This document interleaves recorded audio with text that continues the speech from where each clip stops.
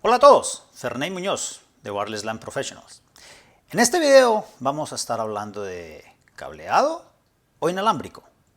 ¿Cuál es su problema?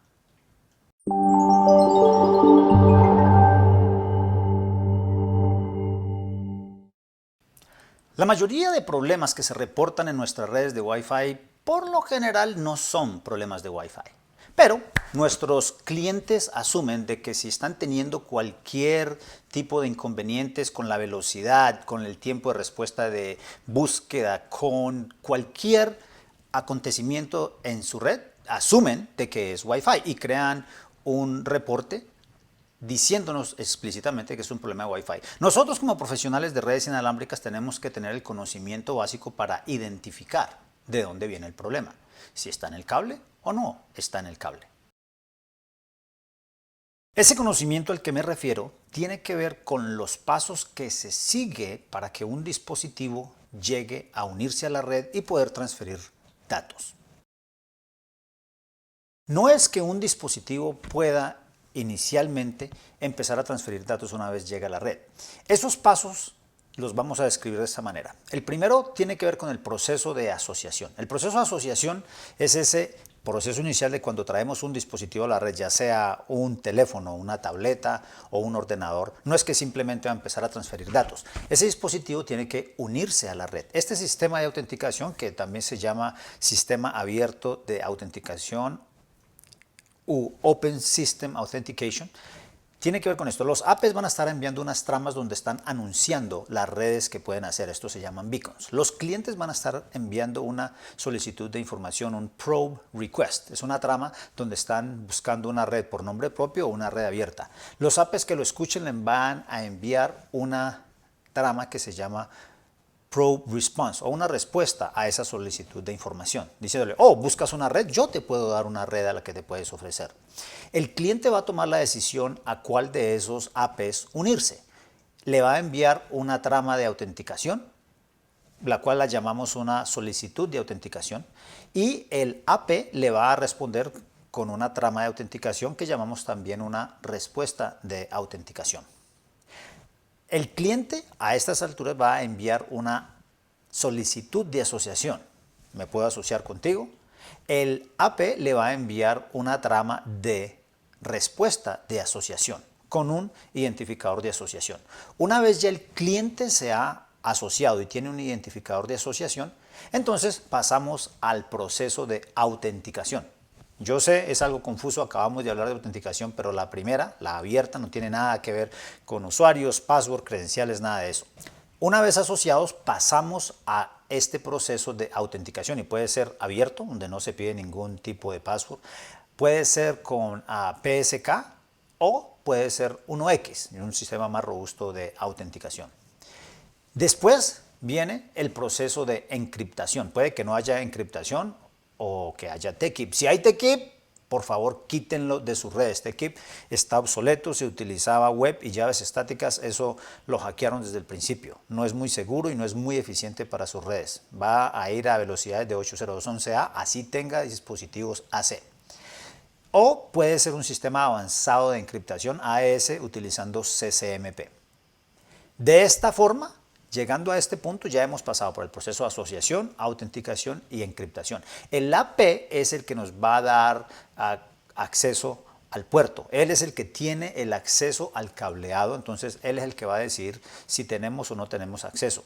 A estas alturas, como ya hemos pasado por este proceso y si es un proceso de 1X donde nos va a decir a qué tenemos acceso, ya vamos a pasar a capas superiores donde el cliente va a poder solicitar una dirección IP, hacer un descubrimiento, hacer una solicitud y los servidores de HCP que estén en este segmento le van a enviar una respuesta. En esa respuesta le va a asignar una VLAN, le va a asignar una puerta de enlace, le va a asignar la dirección, obviamente el servidor de HCP, DNS. Ya después de esto, el cliente va a tener acceso a la red, a recursos que hay en la red, y es posible que uno de estos recursos sea un portal captivo. Si es un portal captivo, los portales captivos por lo general Hay otro tipo de autenticación donde ya según las credenciales que ponga el cliente lo va a enviar a un lado o a otro, le va a dar acceso al internet, a recursos locales, servidores, le va a dar acceso a impresoras, qué sé yo, otros recursos que hayan disponibles. Y por último, vamos a tener acceso completo a la red. Entonces, si tenemos un problema, digamos en el portal captivo, a estas alturas ya hemos pasado por el proceso de asociación, proceso de autenticación, encriptación, el AP nos ha dado acceso al cableado, ya hemos podido solicitar una dirección IP, recibir una dirección IP, hemos tenido acceso a la red y ya hemos llegado a la parte del portal captivo, hemos sido redireccionados allá y ya tenemos acceso a lo que es los recursos completos de la red. Ya que hemos pasado por esos pasos y hemos dado una descripción detallada o simple de cada uno de esos, entonces tenemos que formular unas preguntas. ¿Y esas preguntas con qué tienen que ver? Empecemos con la pregunta de dirección IP. Si tenemos una dirección IP, ya sabemos que pasamos por todo ese proceso. Pero ¿qué tal si tenemos una dirección APIPA, de estas de direcciones de IP automáticas privadas, lo que es una dirección como 169.254, que a ese punto, así el cliente tenga una dirección de estas APIPA, lo que quiere decir es de que pasó por todo el proceso anterior, solicitó una dirección al servidor de DHCP y por X o Y razón no la recibió. Dio timeout, había mucha congestión en la red, no habían direcciones en el scope que teníamos para ese segmento. Por X o Y razón no la recibió. Así tengamos la barrita de Wi-Fi con el punto de exclamación en el centro donde nos dice que no se pudo obtener una dirección ruteable, cual sea la palabra correcta, routable, una dirección que se pueda rutear, entonces ya sabemos de que llegó hasta ese punto y no pasó, podemos ya investigar en ese lado. La parte de la dirección IP es crucial porque si ya el cliente tiene una dirección IP quiere decir que del aire al cableado hasta donde está el servidor y de regreso hay tráfico y ya si tenemos una dirección IP ya sabemos de que todas estas otras tramas se han intercambiado en el aire. Ahora vamos a ver, supongamos de que sí tenemos una dirección IP dentro de los scopes que tenemos definidos en nuestra red. ¿Qué podemos hacer entonces? Pues podemos darle ping. Yo sé, ping no es la mejor herramienta para saber la salud de una red de Wi-Fi, pero la utilizamos en redes para saber si podemos ir y regresar a ese dispositivo. Si yo a ese dispositivo que está en Wi-Fi, que tiene una dirección IP válida, le puedo dar ping desde el cableado, quiere decir de que tráfico está yendo hasta el AP, del AP al cliente y del cliente está regresando por el AP al cableado hasta donde estoy yo en el cable. Entonces, podemos utilizar ping para saber hasta qué punto nos están funcionando las comunicaciones y entonces podemos saber dónde más vamos a investigar a ver qué otro tipo de problema tenemos. Ahora hablemos de MCS. Estas tablas de MCS nos indican muchas cosas. Es un sistema de categorización donde según el MCS que yo tenga, me va a decir cuántos flujos espaciales estoy manejando, qué modulación, si es BPSK o QPSK o 1664 o 256 QAM. Me va también a dar información acerca de qué tan ancho es el canal, 20, 40, 80. También me va a informar si estoy utilizando long guard interval o short guard interval, esta protección del intervalo que tenemos entre envíos de símbolos. Y me va a dar una muy buena idea de la salud de la red. Si tienen un computador Mac, en un Macintosh pueden sostener la tecla de opción y hacer clic en las barrita del Wi-Fi y entonces nos va a dar la información incluida cuál es el índice del MCS que tenemos. Si tienen un PC no es tan fácil. Hay formas de cómo encontrar la velocidad a la que estás transfiriendo y con la velocidad ya podemos mirar las tablas de MCS y saber dónde nos encontramos. Para Mac existe una aplicación de mi amigo Adrián Granados que se llama Wi-Fi Signal. En esa aplicación también se puede instalar y nos va a dar un reporte del valor de MCS, el índice de MCS que tenemos en un dispositivo y también sobre el tiempo cuál es el valor de MSS que se ha mantenido. Ya con ese valor nos da gran información bien valiosa acerca de la salud del RF. Primero vamos a tener, si tenemos una dirección IP, ya sabemos hasta qué parte del proceso hemos llegado. Ya después, mirando un ping, sabemos de que tenemos comunicación allá y de regreso. Y ahora con las tablas MSS nos va a dar información acerca de la salud de RF, salud de la comunicación en el aire. Ahora que ya revisamos esos 3 puntos y queremos llegar un paso más adelante, podemos utilizar pruebas de velocidad, lo que llaman pruebas de throughput. La cuestión es esta.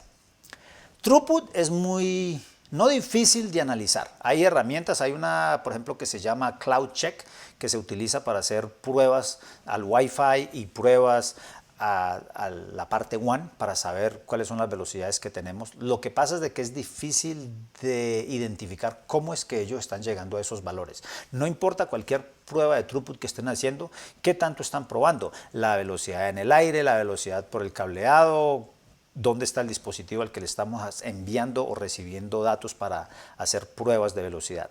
Entonces, la información acerca de throughput puede ser valiosa, pero tienen que tener mucho cuidado con esos valores porque eso nos dan simplemente una idea de la velocidad que obtuvimos en una comunicación a cierto tiempo, no en cierto lugar.